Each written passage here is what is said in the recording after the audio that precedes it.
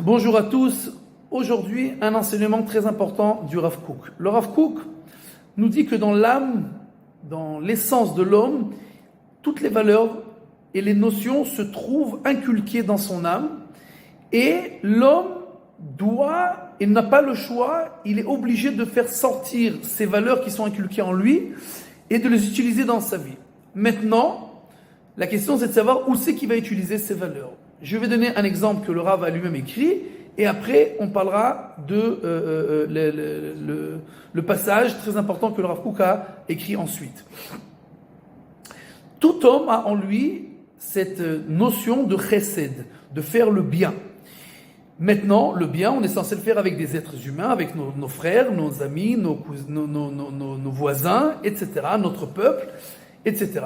Le Rav dit que si tu vois quelqu'un qui va utiliser cette notion de bien, de chesed, pour aller faire ça avec des animaux par exemple, alors tu sauras que cette personne-là, en fait, ça peut être un tueur très dangereux. Tout simplement, pourquoi ? Parce que si cette valeur-là qui est inculquée en lui, il n'a pas trouvé autre part à la faire sortir que pour les animaux, ça veut dire qu'en fait, il n'a pas cette notion-là pour les êtres humains, parce que, à première vue, pourquoi tu utilises ça sur les animaux alors que tu as suffisamment où l'utiliser ? Tout simplement parce que pour les êtres humains, tu pourras les tuer, mais tu n'as pas le choix que de faire sortir cette valeur quelque part, donc tu la fais sortir chez les animaux. Il ramène bien entendu un verset, il y a écrit « Zofre Adam Agalin Ishkayun ». Ça veut dire que ceux qui vont offrir des hommes en sacrifice, ils vont abreuver les brebis. C'est-à-dire que ils vont s'occuper de ces animaux, les amis des bêtes, d'accord ? Mais tout simplement, c'est parce qu'ils n'ont pas, dans leur âme, trouvé l'endroit pour utiliser cette notion de bien et de chesed avec leurs frères. Bien entendu, nous avons vu cela avec les nazis. Le peuple allemand était un peuple qui adorait les animaux. Il y avait des lois pour protéger les animaux. Bien entendu, c'était leur endroit où ils ont pu faire sortir leur chesed. Et de l'autre côté, ils ont tué des millions et des millions de personnes. Pourquoi ? Parce qu'encore une fois, cette notion n'est pas sortie au bon endroit. Le Rav écrit quelque chose d'extraordinairement important et il écrit qu'on a tous en nous une mida de Aharatza. Aharatza en hébreu ça veut dire l'admiration. On est obligé d'admirer quelque chose dans notre vie et il dit qu'en fait la seule chose qu'on peut vraiment admirer c'est la Torah et l'étude de la Torah et le service divin. Tout simplement pourquoi ? Parce que quand on admire quelque chose, alors en fait on aura toujours tendance à expliquer et à donner des excuses entre guillemets, pourquoi tout ce qui est dans cette chose-là, ils sont positifs. Je vais donner un exemple pour que vous compreniez de quoi le Rav parle.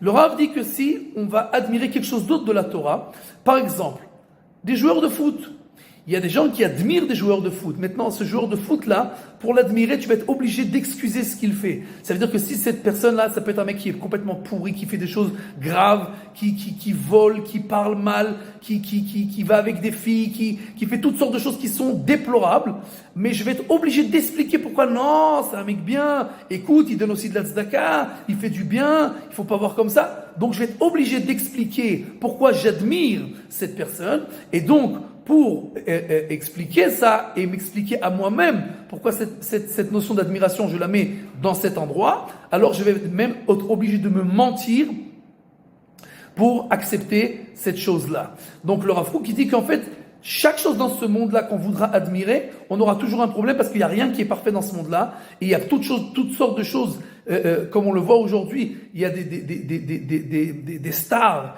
des acteurs, des chanteurs, des chanteuses qui sont des pourritures ambulantes, d'accord, qui font toutes les choses les pires du monde, mais qui sont adulés et idolâtrés et admirés par tous. Et bien entendu, on n'écrira toujours que des choses positives sur eux et on expliquera pourquoi non, c'est des gens bien, etc. Parce qu'on est obligé d'admirer, d'accord ? Mais en fait, cette notion d'admiration, comme il l'a dit le Rav, quand on l'utilisera pour la Torah, jamais on aura de problème parce que quoi que tu admires dans la Torah, quoi que tu expliques et que tu excuses dans la Torah, tu seras toujours dans le bon chemin puisque la Torah est parfaite, elle a été donnée par Dieu et le service divin, c'est toujours quelque chose qui va t'amener à faire le bien dans ce monde-là. Donc même si tu vas devoir excuser pourquoi tu fais ce bien, c'est pas grave, à la fin, t'as fait que du bien. Donc il faudra se rappeler cette notion très importante de l'admiration, où on la met, et de se vérifier où on la met, parce qu'on pourra alors savoir, est-ce que j'ai un problème, parce que j'admire des choses qui sont pas du tout à l'endroit où je devrais admirer, et alors je vais devoir les expliquer et les excuser, même quand je vais devoir me mentir à moi-même. Kol Tov.